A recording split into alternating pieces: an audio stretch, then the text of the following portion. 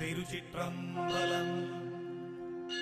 ಓಂ ಶಿವಾ ತಿರುಚಿಟ್ರಂಬಲಂ.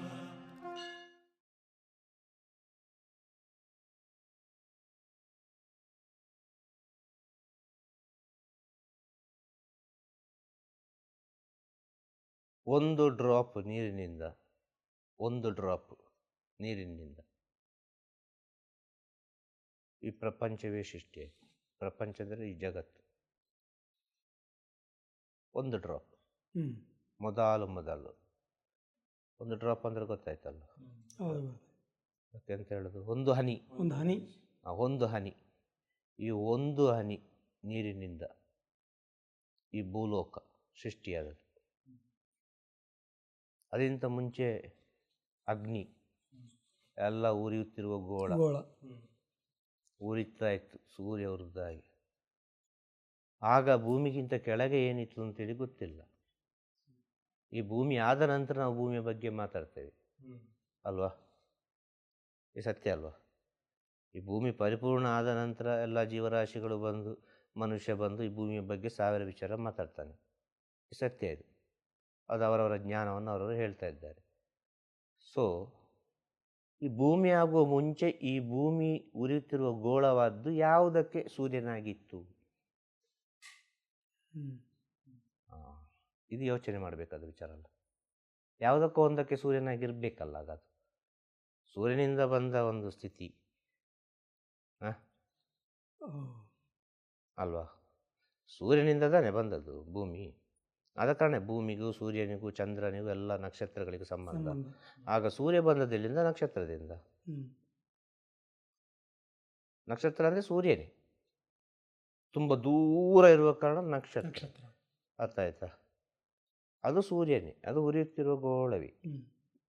ಆಗ ಸೂರ್ಯ ಬಂದಲ್ಲಿಂದ ಬ್ಯಾಕಿಗೆ ಹೋದರೆ ನಕ್ಷತ್ರ ಆಯಿತು ಅಲ್ವಾ? ಈಗ ಸೂರ್ಯನಿಂದ ಭೂಮಿ ಬಂತು. ಆಗ ಈ ಭೂಮಿ ಯಾರಿಗೆ ಈ ಬೆಳಕನ್ನು ಕೊಡ್ತಾ ಇತ್ತು ಅಂತ ಕೇಳುದು ನಾನು. ಈ ಚೈತನ್ಯವನ್ನು ಭೂಮಿ ಯಾರಿಗೆ ಕೊಡ್ತಾ ಇತ್ತು? ಸೂರ್ಯನಾಗಿ ಆ ಪ್ರಕಾಶವನ್ನು ಯಾರಿಗೆ ಕೊಡ್ತಾ ಇತ್ತು? ಯಾರಿಗೊಬ್ಬರಿಗೆ ಕೊಡಬೇಕಲ್ಲ.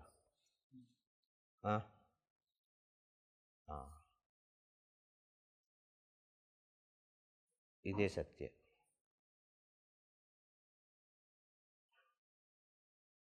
ಇದನ್ನು ನಾವು ಸ್ವಲ್ಪ ಸೂಕ್ಷ್ಮವಾಗಿ ಅರ್ಥ ಮಾಡಿಕೊಳ್ಳಬೇಕು. ಹೇಳಿದರ್ಥ ಆಯ್ತಾ?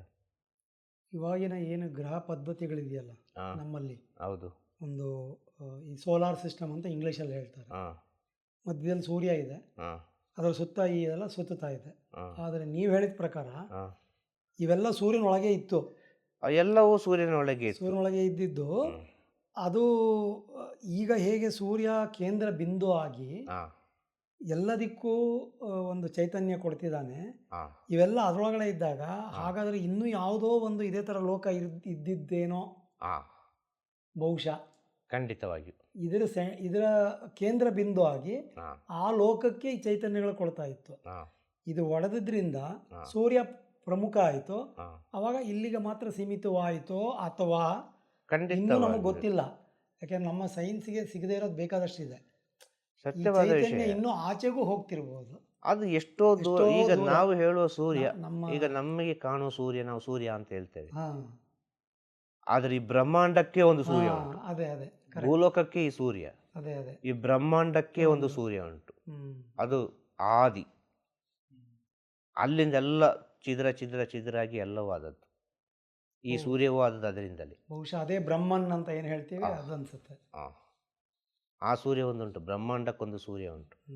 ಅದೆಷ್ಟೋ ಸೂರ್ಯ ಉಂಟು, ಅದೆಷ್ಟೋ ಚಂದ್ರಗಳುಂಟು, ಅದೆಷ್ಟೋ ಭೂಮಿಗಳುಂಟು, ಅದೆಷ್ಟೋ ಗ್ರಹಗಳುಂಟು. ಹಾಗೆ ಮನುಷ್ಯ ತಗೊಳ್ಳೋದು ಕೆಲವನ್ನು ಮಾತ್ರ. ಅದರಲ್ಲಿ ಇಷ್ಟೇ ಬೇಕಾದ್ದು. ಯಾಕೆ? ಈ ಭೂಲೋಕಕ್ಕೆ. ಅದರಿಂದ ಜಾಸ್ತಿ ಬೇಡ. ಅದರಿಂದ ಜಾಸ್ತಿ ಹೋದರೆ ಭಾಳ ಕಷ್ಟ ಆಗ್ಬೋದು.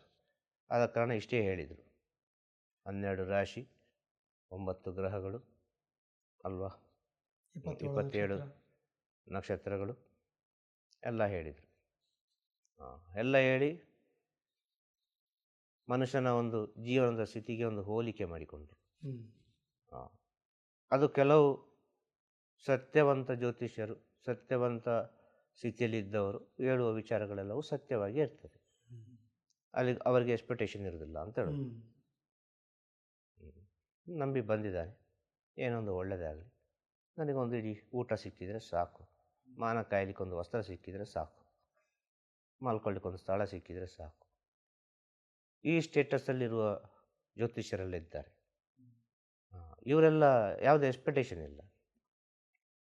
ನಂಬಿ ಬಂದಿದ್ದಾನ, ನನ್ನನ್ನು ನಂಬಿ ಬಂದೇನೆ, ಏನೋ ಒಂದು ಹೇಳಿಬಿಡುವ, ಒಳ್ಳೆಯದು ಹೇಳಿಬಿಡ್ತಾರೆ. ಈ ಭೂಲೋಕದ ವಿಷಯ ತಗೊಂಡ್ರೆ ಈಗ ವಿಷಯ, ಈಗ ಭೂಲೋಕಕ್ಕೆ ಬರಬೇಕು. ಈ ಭೂಲೋಕ ಆದದ್ದು ಹೇಗೆ ಅಂದರೆ ಒಂದು ಡ್ರಾಪ್ ನೀರಿನಿಂದ. ಒಂದು ಡ್ರಾಪ್ ನೀರು ಯಾವಾಗ ಇಲ್ಲಿ ಸೃಷ್ಟಿ ಆಯಿತು ಆಗ ಎಲ್ಲ ಪರಿವರ್ತನೆ ಆಗಲಿಕ್ಕೆ ಪ್ರಾರಂಭವಾಯಿತು. ಪ್ರತಿಯೊಂದು ವಿಚಾರ ಪರಿವರ್ತನೆ ಆಯಿತು, ಪ್ರತಿಯೊಂದು ವಿಚಾರ ಬೆಳವಣಿಗೆ ಆಯಿತು, ಪ್ರತಿಯೊಂದು ವಿಚಾರ ಡೆವಲಪ್ ಆಯಿತು.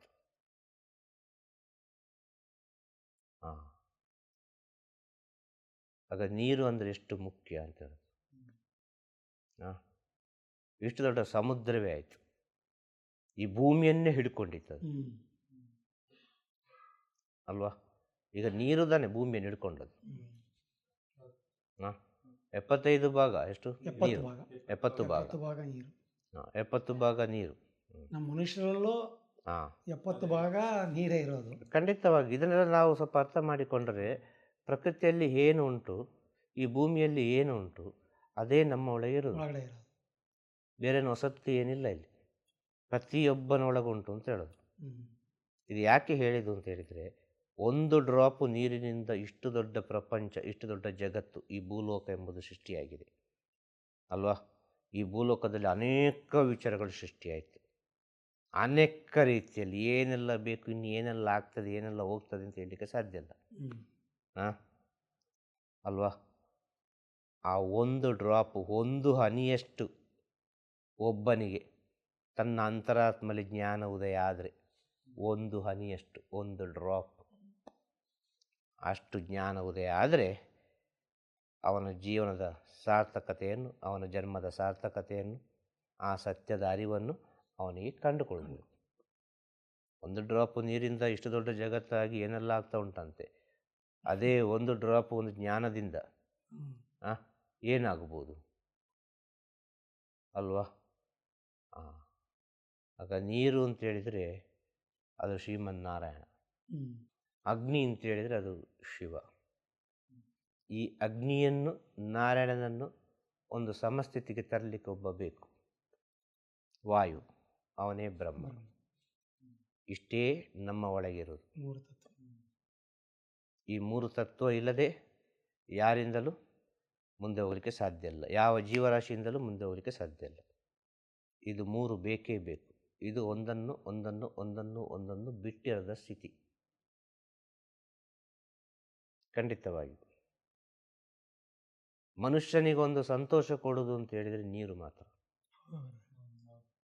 ಆಹಾರ ಇಲ್ಲದೆ ಇದ್ರೂ ಇರ್ತಾನೆ, ನೀರಿಲ್ಲದೆ ಇದ್ರೆ ಬಹಳ ಕಷ್ಟ. ಮನುಷ್ಯನಿಗೊಂದು ಸಂತೋಷ ಕೊಡೋದು, ಮನುಷ್ಯನಿಗೊಂದು ಹ್ಯಾಪಿನೆಸ್ ಕೊಡೋದು, ಮನುಷ್ಯನ ಮನಸ್ಸನ್ನು ಗ್ರಹಿಸುವುದು, ಮನುಷ್ಯನ ಮನಸ್ಸಿನ ಮಾತನ್ನು ಕೇಳುವುದು, ಅದು ಮತ್ತೆ ಪರಿವರ್ತನೆಯಾಗಿ ನಮಗೆ ದಿವ್ಯ ಔಷಧವಾಗಿ ಬರುವುದು. ಈ ನೀರಿಲ್ಲದಿದ್ದರೆ ಯಾವುದುಂಟು. ಇದನ್ನು ಇನ್ನೊಂದು ರೀತಿಯಲ್ಲಿ ತಗೊಳ್ಳುವ, ಸೂಕ್ಷ್ಮವಾಗಿ. ಒಂದು ನದಿ ಉಗಮವಾಗ್ತದೆ, ಆ ಉಗಮವಾಗುವ ಸ್ಥಳದಲ್ಲಿ ಎಷ್ಟಿರ್ತದೆ ನೀರು? ಸ್ವಲ್ಪ. ಹೌದಾ? ಆ ಉಗಮವಾದ ನೀರು ಹೋಗಿ ಹೋಗಿ ಹೋಗಿ ಹೋಗಿ ಹೋಗಿ ದೊಡ್ಡ ಒಂದು ಕಾವೇರಿ ನದಿ ಆಯ್ತಲ್ಲ.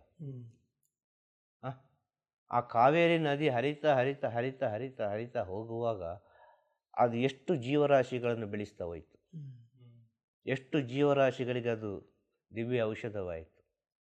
ಮನುಷ್ಯರನ್ನು ಸೇರಿಸಿ ಪ್ರಕೃತಿಯಲ್ಲಿ ಬರುವ ಎಲ್ಲ ಗಿಡ ಮರಗಳು, ಎಲ್ಲ ಔಷಧಿ ಸಸಿಗಳು, ಎಲ್ಲವೂ ಟೋಟಲ್ ಆಹಾರ, ಅದು ಇದು ಎಲ್ಲ ಆಗ ಒಂದು ಡ್ರಾಪ್ ಅಲ್ಲ.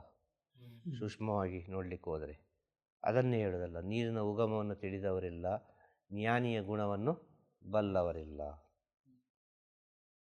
ಆಗ ಗುರುವಿನ ಸೇವೆ ಮಾಡೋದು ದೊಡ್ಡ ವಿಚಾರ ಅಲ್ಲ. ಏನೋ ಒಂದು ಆಸೆಯಲ್ಲಿ ಯಾವುದೋ ಒಂದು ರೀತಿಯಲ್ಲಿ ಒಂದು ಗುರುವಿನ ಸೇವೆ ಮಾಡ್ತಾರೆ, ಹಗಲು ರಾತ್ರಿ ಸೇವೆ ಮಾಡ್ತಾರೆ, ಇಷ್ಟಪಟ್ಟು ಸೇವೆ ಮಾಡ್ತಾರೆ, ಸ್ವಾರ್ಥದಲ್ಲಿ ಸೇವೆ ಮಾಡ್ತಾರೆ. ಇನ್ನು ಅನೇಕ ರೀತಿಯ ಎಕ್ಸ್ಪೆಕ್ಟೇಷನಲ್ಲಿ ಸೇವೆ ಮಾಡ್ತಾರೆ. ಈ ರೀತಿಯೆಲ್ಲ ಸೇವೆ ಮಾಡಿದರೆ ಆ ಒಂದು ಡ್ರಾಪು ಜ್ಞಾನ ಉದಯ ಆಗೋದಿಲ್ಲ, ಆ ಒಂದು ಹನಿ ಜ್ಞಾನ ಉದಯ ಆಗೋದಿಲ್ಲ, ಖಂಡಿತ ಆಗೋದಿಲ್ಲ. ಆ ಗುರು ಹೇಗೆ ಗೊತ್ತಾ, ನಿಮ್ಮ ಜೀವನದಲ್ಲಿ ಒಂದು ಸತ್ಯವಾದ ಗುರುಗಳು ಸಿಕ್ಕಿದರೆ ಅವರು ಪ್ರಾರಂಭ ಮಾಡೋದು ಒಂದು ಕಡೆ, ಮುಗಿಸೋದು ಎಲ್ಲೋ ಇನ್ನೊಂದು ಕಡೆ. ಇದೇ ನಿಜವಾದ ಜ್ಞಾನದ ಸ್ಥಿತಿ. ಹೀಗೇ ಅಂತೇಳಿ ಹೇಳಲಿಕ್ಕಾಗೋದಿಲ್ಲ. ಹರಿಯುವ ನೀರಿನ ಹಾಗೆ ಎಲ್ಲಿ ಸೃಷ್ಟಿ ಆಯಿತು ಗೊತ್ತಿಲ್ಲ, ಎಲ್ಲಿ ಹೋಗಿ ಮುಡ್ತದೆ ಅಂತ ಗೊತ್ತಿಲ್ಲ. ಇದು ಪ್ರಕೃತಿ ಸತ್ಯ. ಅದೇ ಜ್ಞಾನದ ಮೂಲ.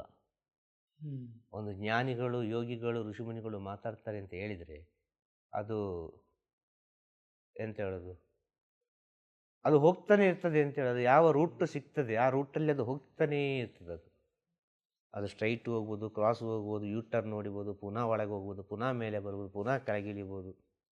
ಒಟ್ಟಿನಲ್ಲಿ ಅದು ಹೋಗುವ ಸ್ಥಳಗಳೆಲ್ಲವೂ ಪವಿತ್ರವಾಗಿರ್ತದೆ, ಶುದ್ಧವಾಗಿರ್ತದೆ, 10 ಜನರಿಗೆ ಬೇಕಾಗುವಂಥ ಸ್ಥಿತಿಯಾಗಿರ್ತದೆ.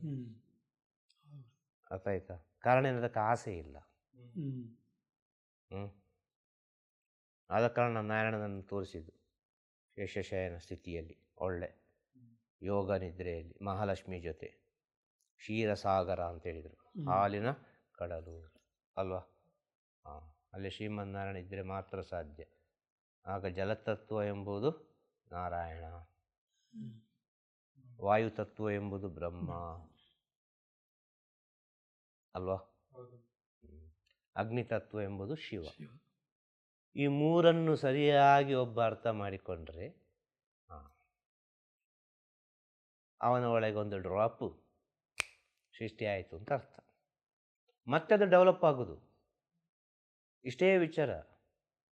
ಸಣ್ಣ ಒಂದು ಬೀಜದಲ್ಲಿ ಇಷ್ಟು ದೊಡ್ಡ ಆಲದ ಮರ ಉಂಟಾ? ಆ ಒಂದು ಸಣ್ಣ ಒಂದು ಬೀಜದಲ್ಲಿ ಇಷ್ಟು ದೊಡ್ಡ ವೃಕ್ಷ ಬೆಳೀತದ? ಇದೆಲ್ಲ ಬಹಳ ಸೂಕ್ಷ್ಮವಾಗಿರೋದಲ್ಲ. ಒಂದು ಹೂವನ್ನು ನೋಡಬೇಕು, ಅದೆಷ್ಟು ಲೈಟ್ ವೆಯ್ಟಾಗಿ ಉಂಟು, ಆ ಲೈಟ್ ವೆಯ್ಟಲ್ಲಿ ಎಷ್ಟು ಮೇಲೆ ಹಾಗೆಯೇ ಉಂಟು ಆ ಗಿಡದಲ್ಲಿ ಅಂಟಿಕೊಂಡು ಅಲ್ವಾ. ಅದು ಗಾಳಿ ಬಂದರೂ ಬೀಳುವುದಿಲ್ಲ. ಬ್ಯಾಲೆನ್ಸಿಂಗ್ ಅಲ್ವಾ. ಆ ಒಂದು ಹಿಡಿತ ನಾವಾಗಿ ಅದನ್ನು ಕೊಯ್ಯಬೇಕು, ಇಲ್ಲ ಅದರ ಸಮಯ ಕಳೆಯುವಾಗ ಅದು ಬೀಳ್ತದೆ. ಅದರ ಟೈಮಿನವರೆಗೆ ಅದು ಆ ಸಸಿಯನ್ನು ಬಳ್ಳಿಯನ್ನು ಬಿಟ್ಟು ಅದು ಹೊರಗೆ ಬರೋದಿಲ್ಲ ಅಲ್ವಾ. ಎಂಥ ಗಾಳಿ ಬಂದರೂ ಸರಿ, ಎಂಥ ಮಳೆ ಬಂದರೂ ಸರಿ, ಇದು ಭಾಳ ಸೂಕ್ಷ್ಮವಾಗಿ ಆಲೋಚನೆ ಮಾಡೋ ವಿಚಾರ. ಅದರ ಟೈಮ್ ಆಗುವಾಗ ಅರ್ಥ ಆಯ್ತಾ ಅಲ್ವಾ, ಅದು ಬೀಳ್ತದೆ.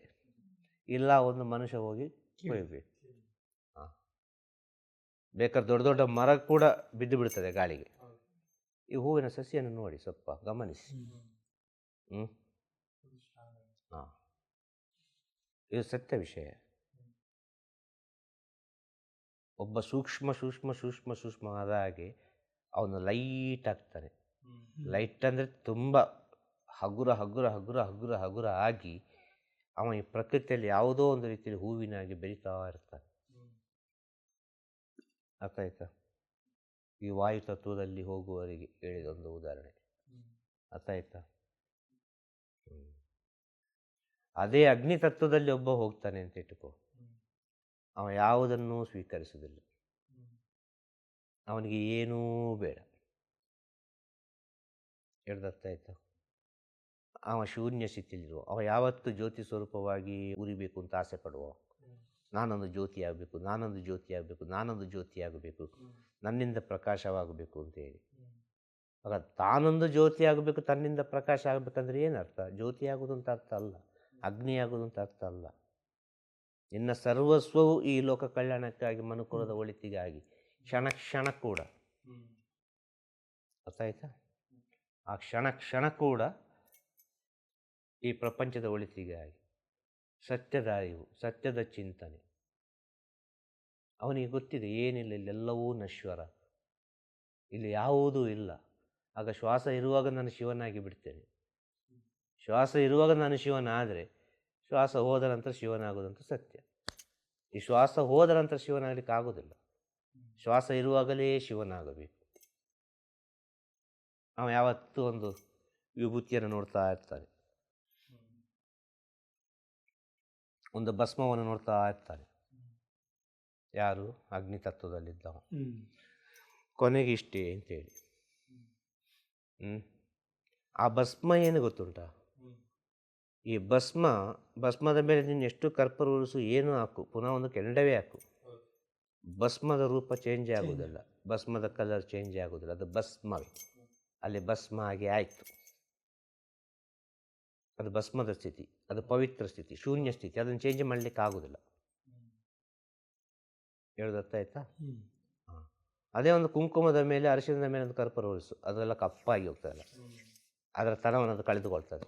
ಸೊ ಭಸ್ಮದಲ್ಲಿ ಇಲ್ಲ, ಅದಕ್ಕೆ ಅದರ ತನವೇ ಇಲ್ಲ, ಅದಕ್ಕೆ ಕಳೆದುಕೊಳ್ಳುವುದಿಲ್ಲ. ಅದರಲ್ಲಿ ಎಂಥದೂ ಇಲ್ಲ. ಅದು ಇದು ಅಗ್ನಿತತ್ವದಲ್ಲಿ ಹೋಗುವ ಸ್ಥಿತಿ. ಹೇಳೋದಾಯ್ತಾ? ಇನ್ನೊಂದು ಜಲತತ್ವ. ಈ ಜಲತತ್ವಕ್ಕೆ ಎಲ್ಲವೂ ಬೇಕು. ನೀನು ಎಷ್ಟು ಕೊಟ್ಟರೂ ಅದು ಸ್ವೀಕಾರ ಮಾಡ್ತದೆ, ಅದನ್ನು ಅದೇ ರೀತಿ ಪರಿವರ್ತನೆಗೊಳಿಸ್ತದೆ. ಅದು ಈ ಜಲತತ್ವಕ್ಕಿರುವ ಒಂದು ವಿಶೇಷವಾದ ಒಂದು ಶಕ್ತಿ. ಆಗ ಇದು ಮೂರು ಒಂದು ಸೇರಿದರೆ ಮಾತ್ರ ಆ ಶೂನ್ಯ ಸ್ಥಿತಿಯನ್ನು ಕಂಡುಕೊಳ್ಳಲಿಕ್ಕೆ ಸಾಧ್ಯ. ಜಲತತ್ವ ಬೇರೆ, ವಾಯುತತ್ವ ಬೇರೆ, ಅಗ್ನಿತತ್ವ ಬೇರೆ. ನಾನು ಹೀಗೆ ಹೋಗ್ತೇನೆ, ನಾನು ಈ ರೀತಿ ಸಾಧನೆ ಮಾಡ್ತೇನೆ, ನಾನು ಆ ರೀತಿ ಹೋದೆ, ನಾನು ಈ ರೀತಿ ಹೋದೆ ಅಂತ ಹೇಳೋದಕ್ಕಿಂತಲೂ ಈ ಮೂರನ್ನು ಅರ್ಥ ಮಾಡಿಕೊಂಡ್ರೆ ಸಾಕು. ಈ ಮೂರನ್ನು ಯಾರೊಬ್ಬ ತನ್ನ ಒಳಗೆ ಅರ್ಥ ಮಾಡಿಕೊಳ್ತಾನೋ ಅವನ ಒಳಗೆ ಒಂದು ಡ್ರಾಪ್, ಒಂದು ಹನಿಯಷ್ಟು ಒಂದು ಜ್ಞಾನ ಉದಯ ಆಗ್ತದೆ. ಅಷ್ಟು ಉದಯ ಆದರೆ ಸಾಕು. ಅದು ಮತ್ತೆ ತನ್ನಿಂತಾನಾಗಿ ಪ್ರಕೃತಿ ಹೇಗೆ ಅಪ್ಡೇಟ್.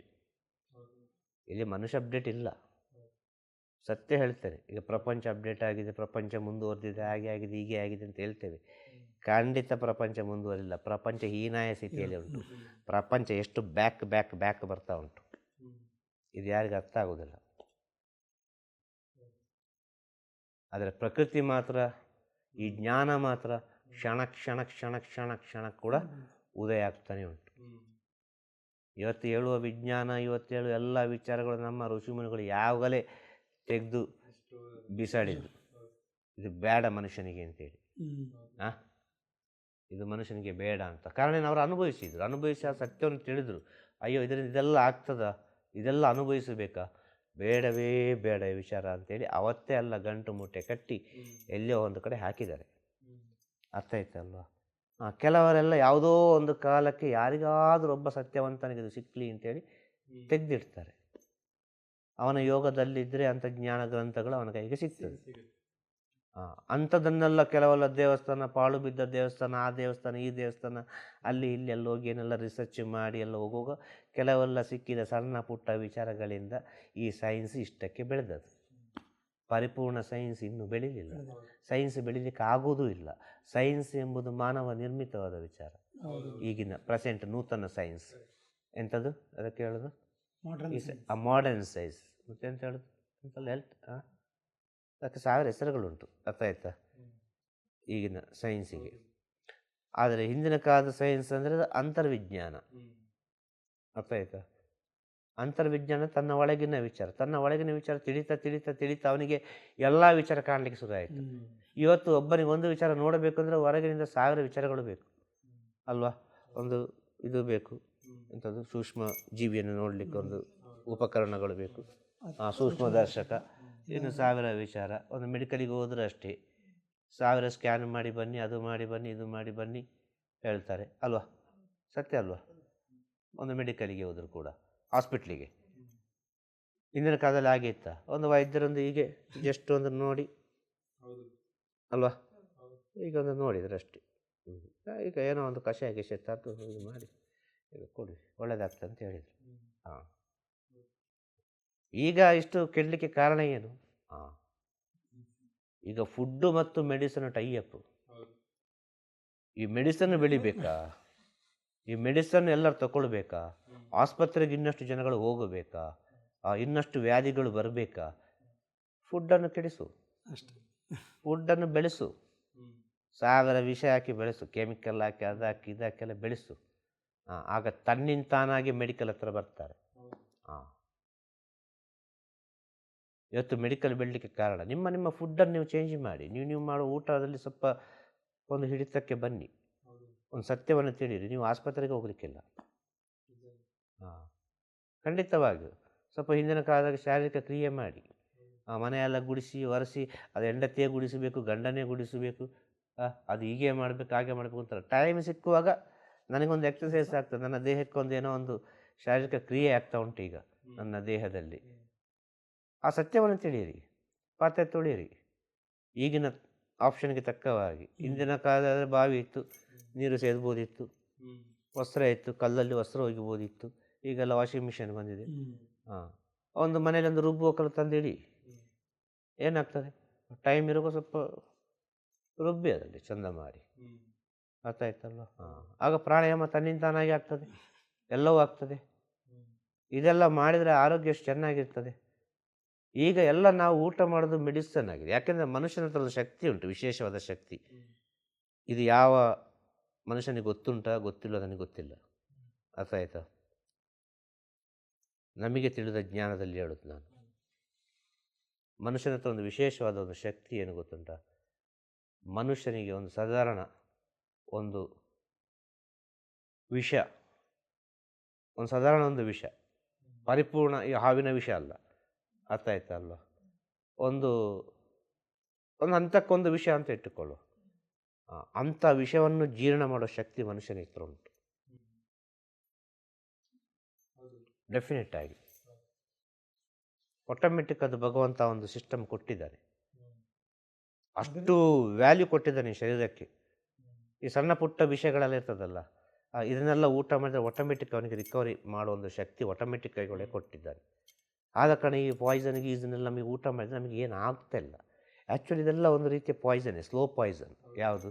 ಇವತ್ತಿನ ಹಣ್ಣು, ಇವತ್ತಿನ ತರಕಾರಿ, ಇವತ್ತಿನದ್ದು ಎಲ್ಲ ವಿಷಯ ಎಲ್ಲ ಮೆಡಿಸಿನ್ ಹಾಕಿ ಬೆಳೆಸೋದು. ಜನಸಂಖ್ಯೆ ಅಷ್ಟು ಆಗಿದೆ.